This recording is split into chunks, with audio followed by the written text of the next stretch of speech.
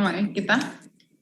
Bismillahirrahmanirrahim. Assalamualaikum warahmatullahi wabarakatuh. Kembali lagi dengan acara Bincang Jelajah episode 2. Kali ini saya mau perkenalkan diri dulu. Kalau minggu lalu itu Mas Nihan dengan Mbak Tina. Mungkin banyak yang masih belum tahu saya siapa. Jadi sebelumnya saya perkenalkan diri dulu. Saya adalah Anissa Zahwa, host Bincang Jelajah episode 2. Sebenarnya episode kali ini saya itu menemani Mas Nihan. Ya, halo, saya Nihan Lanisi, saya dosen pariwisata di UT. Saya hari ini bertindak sebagai co-host menemani Mbak Anissa Zahwa. Hari ini kita mau ngobrol tentang apa, Mbak? Jadi hari ini itu kita mau sesuai dengan tema kita itu adalah dunia marketing communication perhotelan.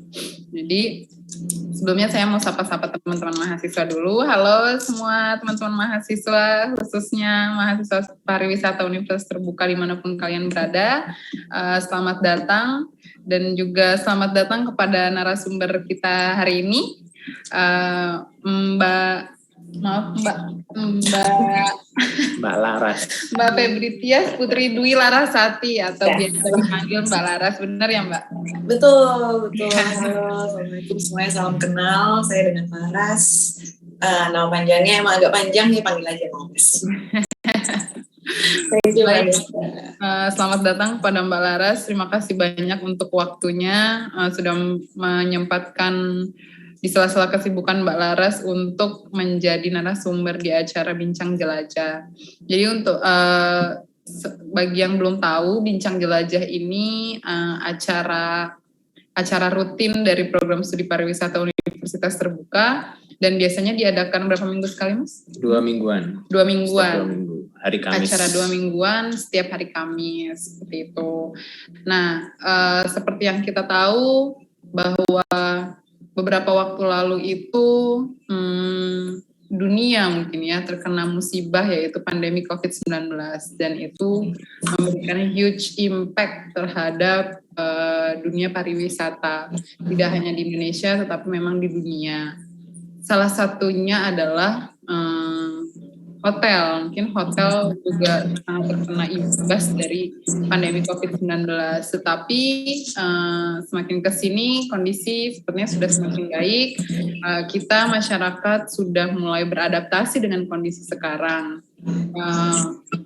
Tapi memang banyak juga sektor-sektor pariwisata, sektor-sektor hotel yang dikarenakan COVID-19 ini akhirnya bangkrut atau gulung tikar, tetapi tidak sedikit juga sektor pariwisata, sektor-sektor hotel itu yang tetap bangkit, tetap mencari cara bagaimana untuk survive, sehingga sekarang masih fame lagi, masih tetap berjaya lagi. Nah itu hal-hal tersebut tidak lepas dari usaha pemasaran di company tersebut. Oleh karena itu, tema kita hari ini mengangkat dunia marketing communication perhotelan. Marketing communication atau nama lainnya komunikasi pemasaran. Benar ya Mbak? Betul. Benar ya Mas? Sering disebut Markom ya Mbak ya? Benar ya? Ya, biasanya disebutnya Markom. Nama gaulnya Markom ya Mbak? Nah, jadi tema kita hari ini adalah untuk membahas dunia marketing communication perhotelan. Kita juga sudah didatangkan narasumber cantik, Mbak Laras. Mungkin boleh perkenalan terlebih dahulu. Oke, terima kasih Mbak Anissa, Mas Nihan. Jadi perkenalan dulu, nama saya Febri Tias Putri Dwi Larasati atau biasa dipanggilnya Laras. Kebetulan saya Marketing Communication Manager dari JHL Solitaire Gading Serpong. Di sini memang saya baru sekitar 7 bulan bekerja, tapi untuk background atau pengalaman bekerja saya di dunia Markom dan Public Relation itu udah sekitar 8 tahun, terutama di dunia perhotelan. Seperti itu sih kurang lebih. Berarti dari awal karir Mbak Laras ini memang sudah mulainya di perhotelan ya? Ya, betul. Recording in Kebetulan progress. Oke, kebetulan memang basicnya itu bukan dari kelas pariwisata atau perhotelan gitu. Jadi sebenarnya memang backgroundnya itu lebih ke public relation. Kebetulan saya ada 2 kali wisuda. D3 pertama saya di Universitas Indonesia untuk ambil diploma degree-nya, terus kemudian saya lanjutkan ekstensi saya di Universitas Pajajaran untuk ambil sarjananya dengan background yang sama yaitu public relation. Dan untuk pertama kali bekerja sendiri memang dunia yang diambil itu kebetulan masuknya ke perhotelan tetapi dengan lingkupnya yang di public relation. Seperti itu sih kurang lebih. Baik Mbak, ini kalau saya lihat di CV Mbak tuh masih sangat muda dan sudah menjadi seorang manajer di 2 company mungkin ya Mbak. Jadi manajer itu ya? Kebetulan sudah di 3 company. Oh, 3 company. Yes, di 3 company dari tahun 2017 itu kebetulan saya di corporate dari grupnya Horizon Hotel Group sebagai corporate public relation manager. Terus kemudian baru saya lanjut lagi sebagai marketing communication manager di Century Park Hotel Jakarta. Kalau orang-orang biasanya taunya Hotel Atlet Century di Senayan. Nah itu. Dan di situ baru kemudian saya move ke JHL Solitaire dari Jakarta. Nah ini Mbak, mungkin masih banyak teman-teman yang belum tahu apa sih Markom atau marketing communication atau komunikasi pemasaran. Boleh nggak Mbak dijelaskan apa sih sebenarnya marketing communication itu? Oke, ini sebenarnya kalau jelasinnya as a teori agak sulit ya, karena lebih ke praktek mungkin ya. Jadi kalau misalnya dulu, aku boleh cerita dulu ke belakang. Jadi kalau dulu itu selama kuliah memang pelajarannya itu terkait dengan public relation dan sifatnya lebih ke teori. Dan ternyata di dalam dunia kerja bukan yang nggak ada persamaan sama sekali, bukan kayak gitu. Memang ada beberapa hal yang sama, tetapi untuk di dunia prakteknya sendiri mungkin lebih enak untuk dijelaskan ya daripada dalam bahasa teori seperti itu sih. Jadi kalau di dunia Markom sendiri itu mungkin orang-orang banyak juga yang menilai apa sih bedanya Markom sama PR gitu. Apa bedanya marketing communication dengan public relation, which is dari namanya sendiri pun sudah mirip dan lingkup kerjanya pun juga kadang orang awam menilainya itu hal yang sama. Nggak ada kesalahan dalam menilai hal tersebut gitu sebenarnya. Jadi marketing communication itu sebenarnya lebih kalau di dunia kerja ya itu lebih ke induknya gitu. Jadi PR itu sebenarnya masuk di bawah payungnya Markom sendiri. Dan ada beberapa sedikit perbedaan kayak contohnya dari definisinya sendiri aja deh dulu gitu. Seperti kayak kalau marketing dari judulnya pemasaran. Marketing itu ada pemasaran. Berarti how to kita mempromosikan produk kita atau jasa kita yang kita berikan kepada klien itu masuknya ke Markom. Karena kita ada riset dulu, target market kita seperti apa, terus kemudian kebutuhan yang mereka sekarang seperti apa, terus kita cocokkan juga dengan usianya mungkin atau gendernya. Nah itu masuk ke dalam sistem riset, market riset kalau kita nyebutnya. Jadi untuk bagaimana kita menyuntikkan promosinya ini ke luar gitu. Tapi kalau dari PR-nya sendiri, gimana cara kita bisa menjaga reputasinya supaya tetap baik sehingga orang itu mau mengambil jasa kita atau produk kita gitu. Itu mungkin lebih gampang membedakannya seperti itu sih gitu. Dan tujuannya sendiri pun juga memang kebanyakan tuh kalau Markom itu ada revenue-nya ya, kalau misalnya kita bisa bilang di akhirnya. Tapi untuk PR-nya sendiri, itu bagaimana cara menjalin hubungan kerja dengan pihak lain, mungkin dengan media, mungkin dengan investor, atau dengan pemerintahan, itu masuknya lebih ke PR. Tapi nanti untuk yang menghasilkan lebih ke revenue seperti itu masuknya lebih ke sistematika daripada Markom. Seperti itu sih kurang lebih perbedaannya. Jadi yang dijalanin hari-hari juga eh, bagaimana si Markom ini bisa efektif itu juga dengan bantuan dari sistematikanya public relation gitu. Bagaimana kita mendekatkan diri ke orang, bagaimana kita membangun citra positif dari perusahaan yang sekarang kita sedang bernaung, sehingga orang memiliki kepercayaan untuk menikmati servis kita, terus kemudian membeli produk kita, atau bahkan bisa menyiarkan kembali, merekomendasikan ke orang lain gitu terkait dengan service atau produk yang sedang kita tawarkan seperti itu. Ini kalau saya lihat di Instagram ini kan muka-muka yang pada nonton ini pada bingung juga nih Mbak. Nah nanti teman-teman yang bingung boleh bertanya ya, silakan bertanya di Instagram. Nanti silakan bisa pakai question box kalau mau lebih advance, tapi kalau teman-teman nggak paham juga nggak apa-apa, bisa silakan di komentar. Nanti kita tanyakan, mumpung ada Mbak Laras nih, bisa menjawab pertanyaan yang mungkin mencerahkan atau tambah bingung juga nggak apa-apa Mbak. Nanti kalau misalnya agak sulit dimengerti, benar-benar boleh nanya aja kok. Maksudnya kadang tuh menyampaikan seperti ini jadi bahasa teknis gitu kayak. Ya, pokoknya kita ngobrolnya santai aja Mbak, supaya teman-teman yang nonton ini mudah memahami.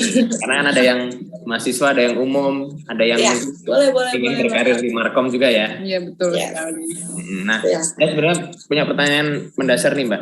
Kalau tim marketing sama tim marketing communication di hotel itu divisi yang berbeda atau yang sama? Divisinya kita itu sebenarnya namanya sales and marketing. Jadi kalau untuk tim yang sales itu lebih ke marketing di perusahaan lain. Nah, kalau di hotel itu kita nyebutnya sales, tim sales. Nah, kemudian marketingnya sendiri adalah dari tim Markom.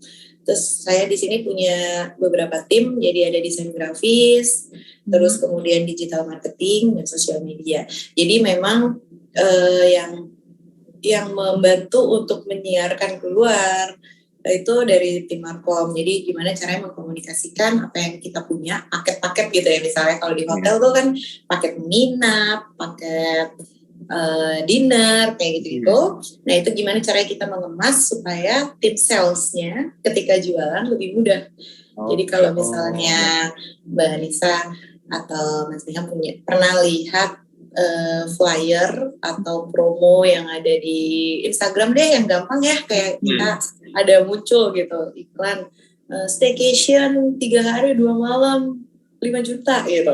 Nah itu untuk artworknya sendiri itu yang ngeluarin dari tim Markom.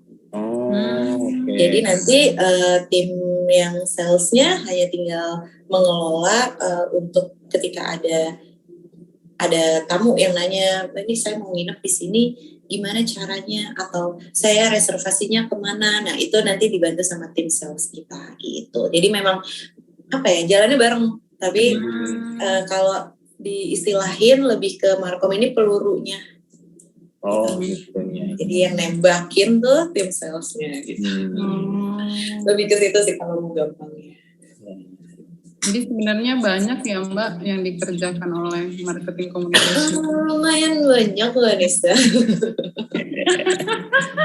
Karena kebetulan bukan cuma menjual promo-promo aja gitu. Jadi ketika Markom sendiri pun juga kita mengelola review-review yang masuk ke dalam hotel. Jadi kalau pernah tahu TripAdvisor, ya Google Review, nah seperti itu kan ada positif, ada yang negatif ya. Kadang kita nggak bisa 100% memberikan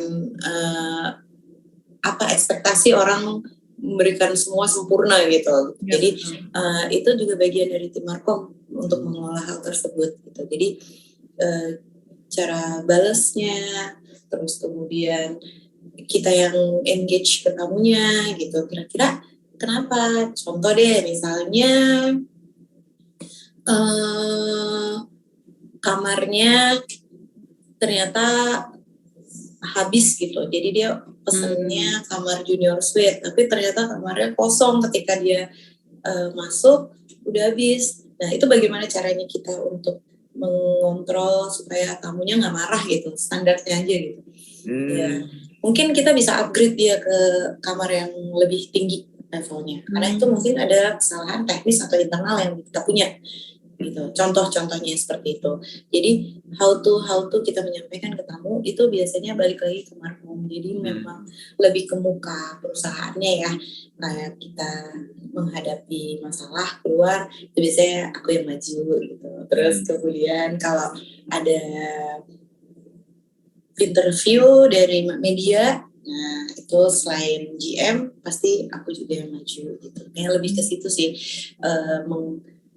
menjaga, balik lagi ya, kan tadi PR disampaikan untuk menjaga reputasi hotel gitu, untuk menjaga agar tetap positif di luar sana, walaupun kesempurnaan tidak mungkin kita dapatkan gitu, karena itu nggak mungkin deh, pokoknya dimanapun kita bekerja pasti ada negatif positif gitu kan.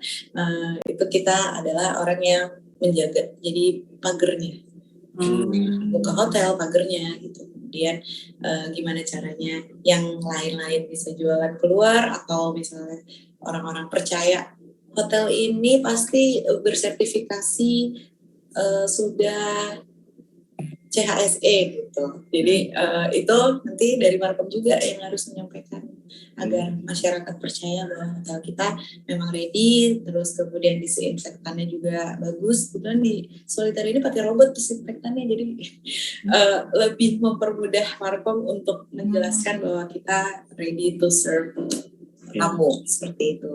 Gitu. Jadi selain teknis, markom tuh manajemen emosinya harus bagus ya Mbak. Iya, ini harus tetap senyum bagaimanapun Harus terjadi. Begitu. Mungkin dari Mas Yan, Itu tips and triknya gimana sih Mbak? Menjaga senyum itu mungkin bisa dibocorin kan? Ini kayaknya ada pertanyaan nih, tapi dari saya nih. Harus, sebenarnya memang untuk kontrol emosi emang harus benar-benar diterapin ya gitu, karena nggak menutup kemungkinan, namanya manusia pasti pernah ada lagi marah atau sedih gitu. Dan kita kalau ngadepin orang, terutama tamu ya, karena di hotel itu yang the most-nya itu adalah tamu, kemudian karyawan, baru kita ke investor atau owner gitu. Jadi untuk menghadapi ke tamu itu kayak harus kayak oke, selamat siang Ibu gitu. Jadi kayak yang memang kita harus kontrol gitu. Karena nggak bisa, mereka nggak akan assume apapun yang kita lagi rasakan. Yang mereka mau adalah dilayani dengan baik gitu. Kita kemana aja sih, nggak usah harus hotel ya. Kita ke mall pun kita nanya ke concierge yang informasi gitu. Kalau mereka jutek juga kita kan pasti nggak mau. Iya, kalau nanya. Jadi pindah mall dia langsung. Intinya tuh harus benar-benar ini ditingkatkan gitu. Kadang tuh saya ke mall ya, ke mall aja tuh mencet lift suka nahan, jadi udah kebiasaan kan kalau di hotel kita pasti mempersilahkan tamu kan. Jadi mendahulukan yang lain. Iya, jadi udah penuh jadi nggak naik gitu, kayak kebiasaan. Itu agak beda sama saya sih Mbak. Kalau saya kan kebiasaan jadi tamu hotel tuh. Jadi kalau mencet lift langsung masuk gitu nyelonong. Tapi kita perlu belajar sih. Jadi hospitality itu kan modal yang bagus buat tiap orang ya gitu. Kalau kita punya modal hospitality itu. Karena ini nggak diterapin di dunia kerja aja, jadinya memang kita bawa ini jadi ke keseharian juga gitu.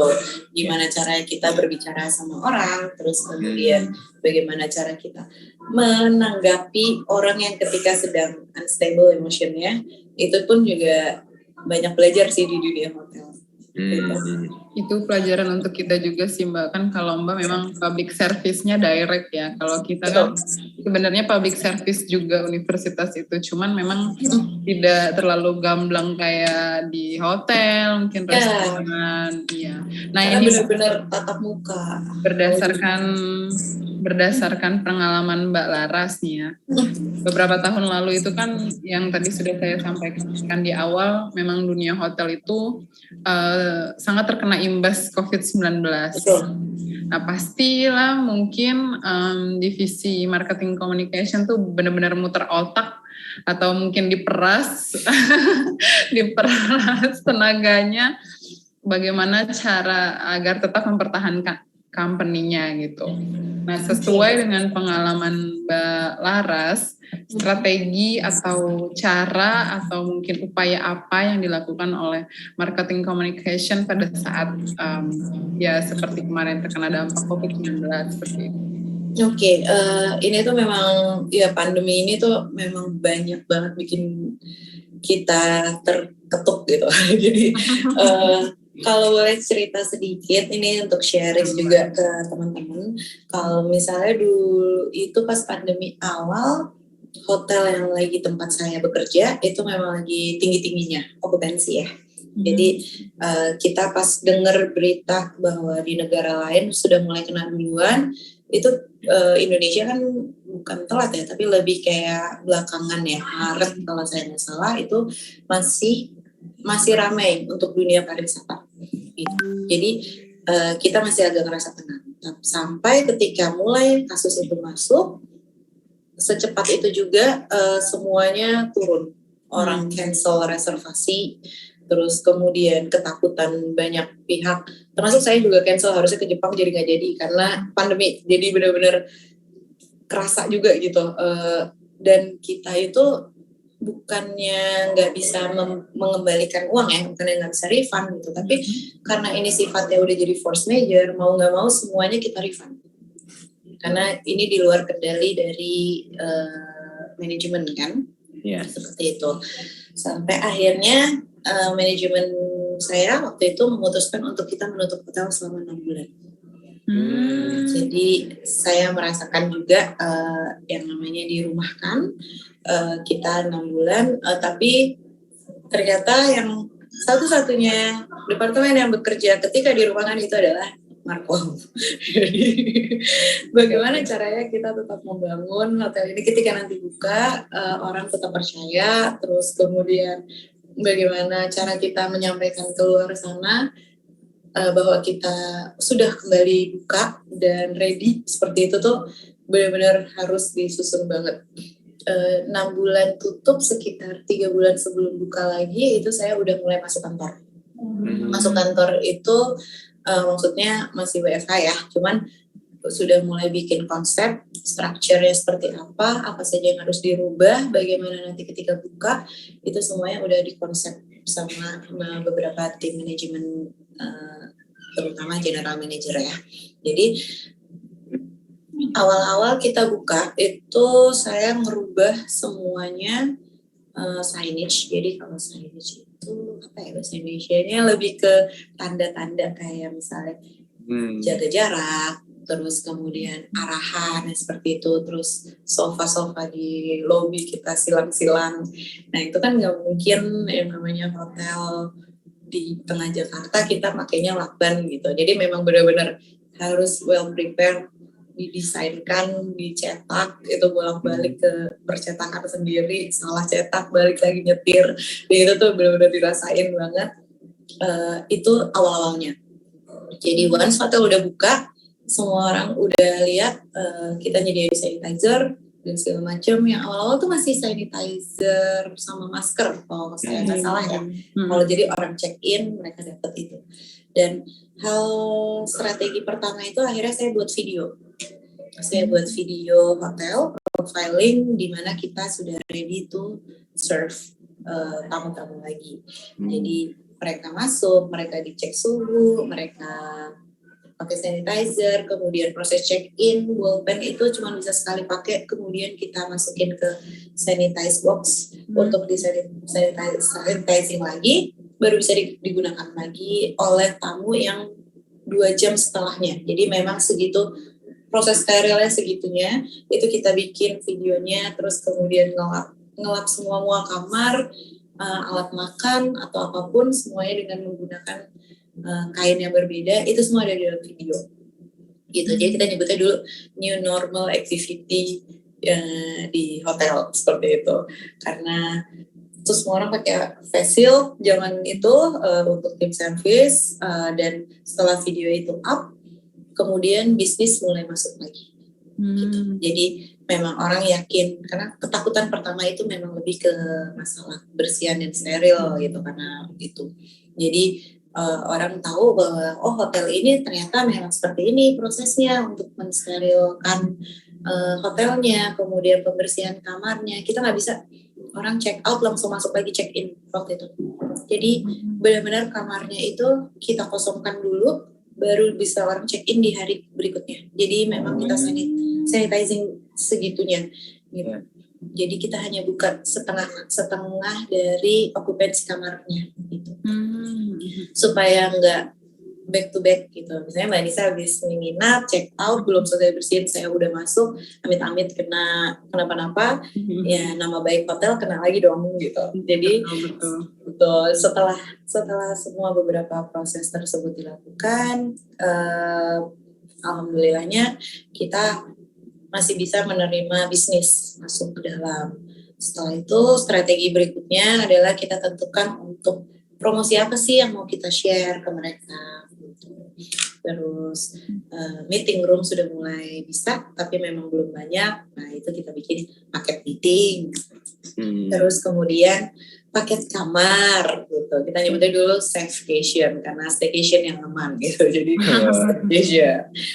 Terus kemudian paket kamar dan sampai di akhirnya karena pandemi ini banyak banget orang yang lebih dekat dengan keluarganya ya. Akhirnya karena sering di rumah kita bikin untuk liburannya bersama keluarga. Waktu itu kita sampai bikin merenovasi beberapa kamar untuk menjadi kamar anak gitu. Jadi keluarganya pun bisa stay di hotel dengan anaknya, mainnya nggak di playground umum, mainnya benar-benar di kamar semuanya dan merasa aman. Itu beberapa step-step waktu pandemi awal yang gimana caranya nih ya marketnya ini percaya kalau hotel kita steril, gimana nih caranya nih tamu-tamu bayar sekian, dimana zaman itu semuanya pasti ngerasa agak menurun gitu ekonominya, bayar sekian tapi worth it gitu untuk tetap stay di hotel. Nah, itu tuh lumayan banget di tim saya untuk ngerjain itu karena istilahnya starter dari awal. Ya, itu betul. Dari kita seperti itu sih. Betul, baik Mbak. Berarti kayak tugas-tugas yang disebutkan tadi tugasnya Markom ya Mbak ya, membuat tugas apa? Kayak membuat apa tadi paket pemaketan. Iya, jadi itu kita ada diskusi juga lah gitu. Maksudnya dengan tim sales ya. Kebetulan mereka kan yang punya kamarnya yang jualan deh gitu. Tadi yang saya sampaikan adalah dari Markomnya itu adalah gimana caranya kita mentranslate apa yang perusahaan ini mau jual tapi bisa diterima sama masyarakat gitu dengan mudah. Jadi gimana gambarnya, tulisannya, mungkin kalimat yang disampaikan seperti apa, itu tuh baliknya ke saya. Jadi kayak signage, tanda-tanda segala macam itu ke saya supaya kamu juga gampang gitu ngeliatnya. Oh, kalau mau kumpul ke sini gitu. Jadi nggak mempersulit orang untuk membaca. Kalau dari permarkoman waktu di Jogja, saya kan aslinya dari Jogja Mbak. Kemarin waktu pandemi tinggalnya di Jogja. Jadi beberapa hotel itu kayaknya janjian gitu ya. Mungkin dia nyalain kamar hotel itu yang lampunya bentuknya love gitu ya. Iya betul. Iya. Jadi kayak gitu tuh. Kebetulan tuh di dunia hotel itu kita punya beberapa kayak komunitas gitu. Jadi namanya himpunan humas hotel. Di Jakarta juga ada, kebetulan saya join, dan di Jogja itu saya kebetulan salah satu pendirinya. Yang waktu di Jogja mereka itu memang jadi semua hotel itu berkumpul dari satu komunitas PR dan Markomnya ya. Jadi kita suka ngobrol segala macam gimana ya gitu. Dan di Jogja waktu itu bikin seperti itu sih gitu. Dan kalau di Jakarta tuh agak sulit karena PPKM kita kan lebih lama ya daripada daerah waktu itu. Jadi untuk akses ke hotelnya aja tuh kadang kamu harus diputerin dulu, apalagi waktu itu di tengah kota jalan ditutup semuanya gitu. Kayak beberapa hal yang menjadi kesulitan dia sebenarnya lebih ke teknis ceritanya gitu. Tapi Jogja tuh keren sih, memang mereka berkolaborasi bersama gitu, karena sempet kerasanya itu memang kota-kota destinasi Mas, kayak Bali dan Jogja itu tuh kerasa banget gitu, karena kebetulan kita sekarang di Jakarta memang menjadi pusat kota, ya masih agak lumayan ramai gitu. Tapi kalau di destinasi kerasa sih memang agak cukup tough teman-teman saya yang ada di sana.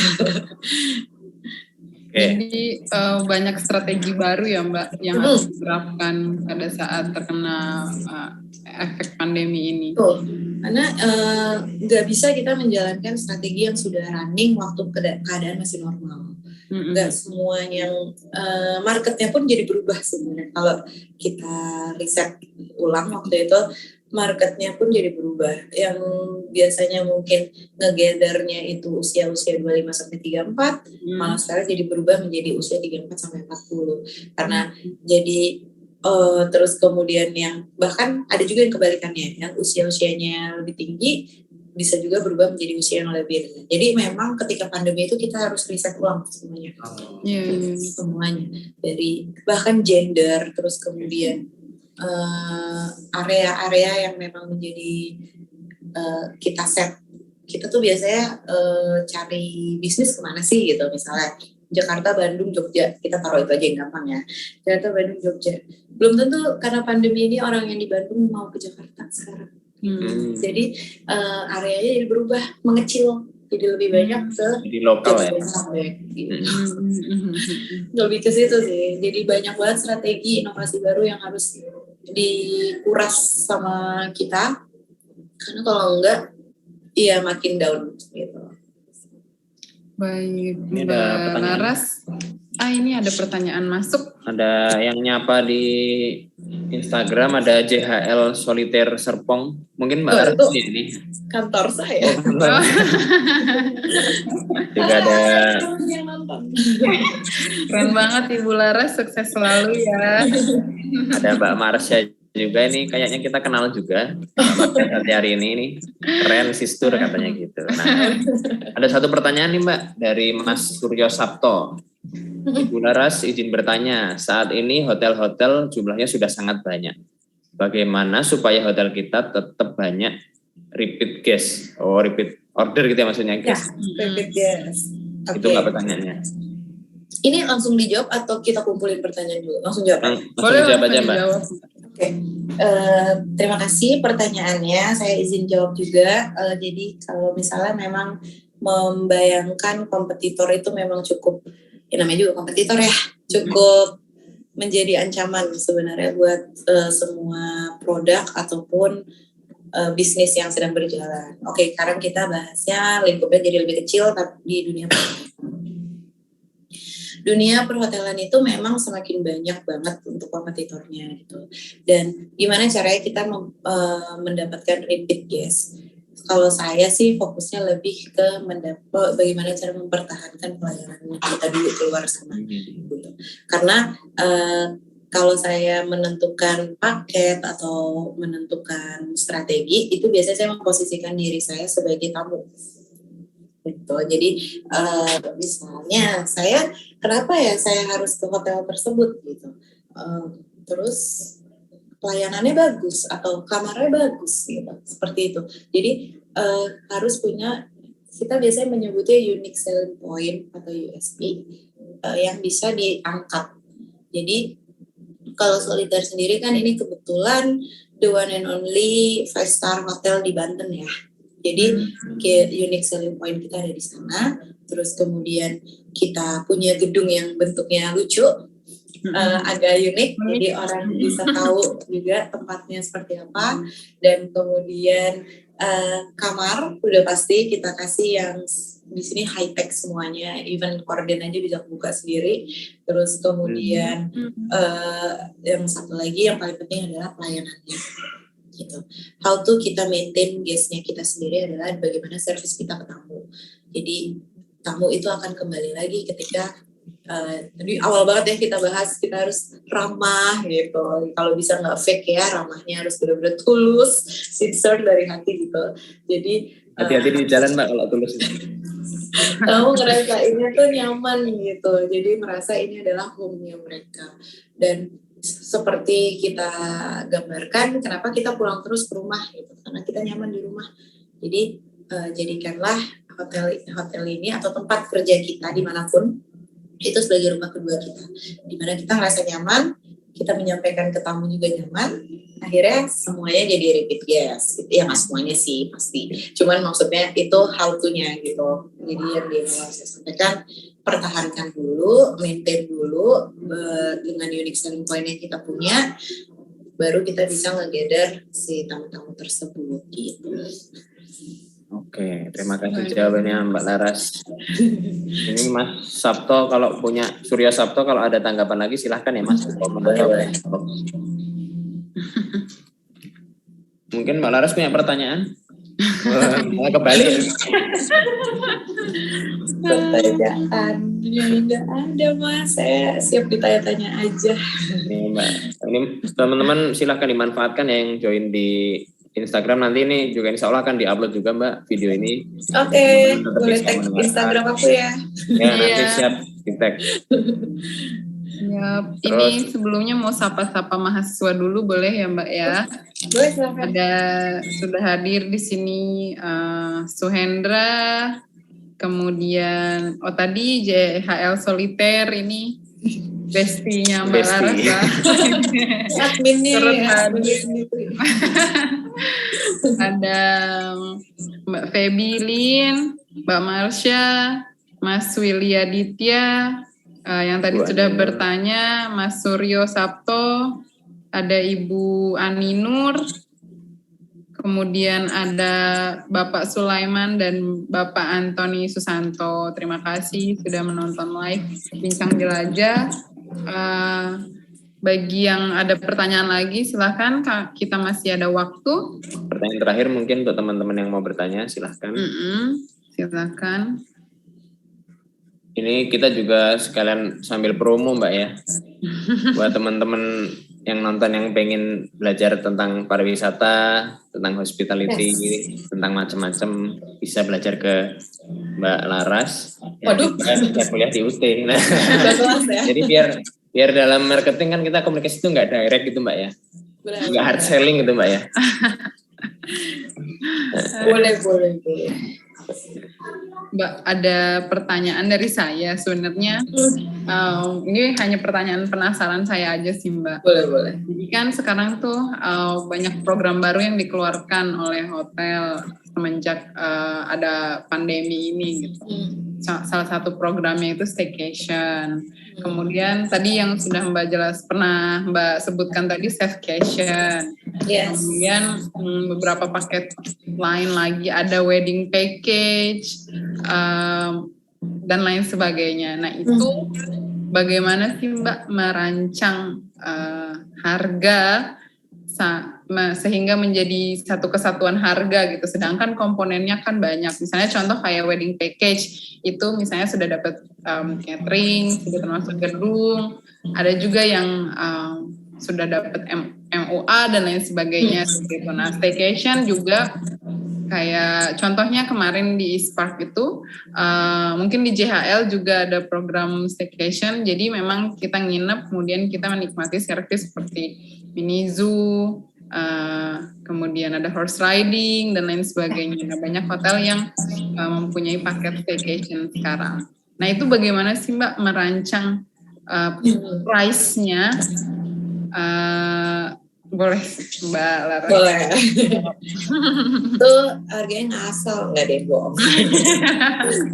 Enggak, jadi kalau misalnya di hotel sendiri memang pertama-tama itu yang tadi disampaikan juga, kita tuh riset dulu kira-kira marketnya kita tuh seperti apa. Terus kemudian yang mereka butuhin seperti apa. Jadi semua paket yang ada di dalamnya itu nggak sia-sia kita tampilkan, tapi nggak digunakan sama market kita gitu. Jadi itu pertama. Terus kemudian untuk nentuin angka, Jadi untuk nentuin angka, kayak kamar itu kita punya cost pasti kan. Kan di kamar tersebut ada bantal, linen yang harus kita laundry setelah kita digunakan oleh tamu. Nah, seperti itu kita sebutnya itu fixed cost. Jadi emang harga yang tidak bisa dirubah-rubah. Jadi kayak coffee and tea itu, terus kemudian minibar itu fixed cost juga itu masuknya, yang memang pasti dinikmati sama tamu yang menginap. Itu menjadi landasan awal. Jadi misalnya taruhlah harganya 1.000 gitu misalnya, ini 1.000 per malam, per room, per night. Terus kemudian dapat apa lagi? Dapat breakfast. Breakfastnya untuk 2 orang. Breakfast juga kan punya angka alokasi gitu. Taruh lagi 200 deh, tadi udah 1.000 jadi 1.200 gitu untuk 2 orang. Terus kemudian dapat mini zoo misalnya. Atau kalau di Solitaire tuh kita ada school holiday, namanya school holiday package. Itu kita bisa jalan-jalan ke Scientia Square Park juga. Nah itu tuh kita kerjasama gitu. Pertama bikin kerjasama dulu, terus kemudian how to kalau tamu kita kesana dan segala macam dapat special price. Nah itu juga masuk ke situ, dapat harganya. Jadi memang komponen-komponen yang tadi disampaikan sama Nisa di dalamnya itu kita kumpulin, kita pakai cost yang kita harus keluarkan. Terus kemudian ada presentase yang memang harus kita kalikan untuk mendapatkan harga akhir seperti itu. Jadi angkanya itu tuh nggak ngasal, nggak main 2 juta deh gitu, nggak bisa gitu. Kadang kan ada ya tamu yang nanya, Mbak minta special price dong gitu. Misalnya harga aslinya contoh deh paket aku yang ini 2,4 ya untuk yang paling murahnya di 2.400.000, terus special price dong gitu. Budgetnya cuma 1 juta, nggak bisa. Bukan kita pelit, enggak, tapi memang belum nutup si kos-kos kita yang harus kita bayarkan secara fix gitu. Jadi kurang lebih sih harganya seperti harga tersebut didapatkan dari hal-hal tersebut gitu. Termasuk wedding juga ya gitu. Kadang kita kerjasama sama vendor-vendor yang memang vendornya ini juga sudah ngasih special price ke kita untuk kita olah menjadi namanya wedding package gitu. Kalau kita kurangin lagi, mereka udah ngasih special price, kita kurangin lagi, kasihan. Enggak aku tuh. Jadi yayasan Mbak nggak dapat untung ya. Lebih ke CSR nanti konsepnya. Jadi angkanya itu tuh benar-benar berdasarkan dari breakdown yang ada di dalamnya gitu. Kadang beberapa hotel itu bisa kok yang Mbak, aku nggak mau pakai videographer dari hotel deh gitu, nanti dikurangin harganya. Seperti itu tuh kan kadang masih bisa fleksibel ya gitu. Jadi memang angka tersebut itu kalau ditanya dapatnya dari mana, dari hitungan-hitungan yang ada di komponen di dalamnya sih. Seperti itu sih kurang lebih Mbak Nisa. Masih penasaran nggak? Mbak Laras masih penasaran banget ini sebenarnya. Penasaran setelah dijelasin ya kita ya. Jadi pengen punya hotel nih Mbak rasanya. Kenapa? Jadi pengen punya hotel tycoon. Capek loh Mas, hotel kan 24 jam. Iya sih Mbak, gak jadi Mbak. Harus kerjanya standby 24 jam. Mbak Laras ini gak kerasa ternyata waktu kita sudah hampir habis. Iya, luar biasa ini bincang-bincangnya seru banget. Sebenarnya masih banyak pertanyaan yang mau dikeluarkan. Saya kasih tepuk tangan dulu ya Mbak, bentar. Masih banyak sekali yang mau diulas dari Markom ini dan Mbak Laras apa ya? Asik banget. Iya, mungkin teman-teman kalau mau masih ada yang penasaran boleh Instagram tanya aku Mbak Laras boleh di @ayashow Alpha Yankee Alpha Sierra Hotel Oscar. Oke, baik. Ayashow. Udah panggilnya Ayas. Kalau kita perlu otomatis di blog sama Mbak Laras nanti. Enggak dong, boleh. Follow, boleh nanya-nanya. Kalau misalnya ternyata ada mahasiswa yang masih tadinya mau nanya tapi masih ragu-ragu atau malu kalau namanya dibacain, boleh nanya langsung ke Instagram aku tadi di Ayash. Baik, terima kasih banyak Mbak Laras. Yes. Nah, teman-teman mahasiswa kalau masih ada yang bingung juga bisa langsung bertanya ke DM Instagram @pariwisata_FEUT. Nah untuk teman-teman semua boleh langsung follow Boleh? Follow, share, komen, dan juga bisa langsung follow Mbak Laras, boleh silakan, atau follow Mas Nihan di @johnmayer. Baik, Mbak Laras. Makasih banyak ya Mbak terima ya, kasih sudah banyak mau berbagi. sudah mau berbagi ilmunya kepada kami. Ilmunya sangat berharga sekali. Banyak yang mungkin belum mengerti apa itu marketing communication, sekarang menjadi mengerti gitu. Apalagi tadi sudah dijelaskan perbedaan markom dengan PR, itu sangat jelas sekali. Sudah dijelaskan oleh Mbak Laras. Yes. Sayang sekali waktu kita sangat terbatas nih ya Mbak ya. Ya, Mungkin di lain waktu kita bisa berjumpa kembali dengan Mbak Laras. Mas Nihan, ada yang mau ditambahkan lagi? Udah Mbak, terima kasih banyak. Selamat berkegiatan Selamat selanjutnya. berkegiatan lagi selanjutnya. Aku pribadi mau ucapin terima kasih udah diberi kesempatan buat sharing. Nah, pesannya cuma ambil yang positif-positifnya. Kalau misalnya beberapa contoh yang nanti negatif, tolong jangan diambil. Itu hanya sekedar contoh. Jadi semoga yang disampaikan ini bisa bermanfaat. Dan kalau ada salah atau kurang kata, saya minta maaf. Thank you. Ya, sama-sama Mbak Laras ya. Terima kasih. Kami juga dari host dan co-host mengucapkan terima kasih untuk yang bergabung dan minta maaf juga atas kata-kata kami yang mungkin kurang berkenan. Dan kami tunggu kehadiran teman-teman dan Mbak Laras mungkin kalau mau join 2 minggu lagi akan ada dengan tema berwisata dengan transportasi umum temanya itu.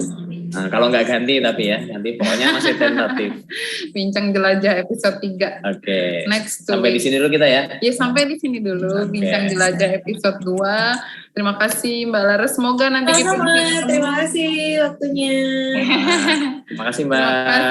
Terima kasih. Thank you. Terima kasih. Selamat siang. Assalamualaikum warahmatullahi wabarakatuh. Makasih ya Mbak ya.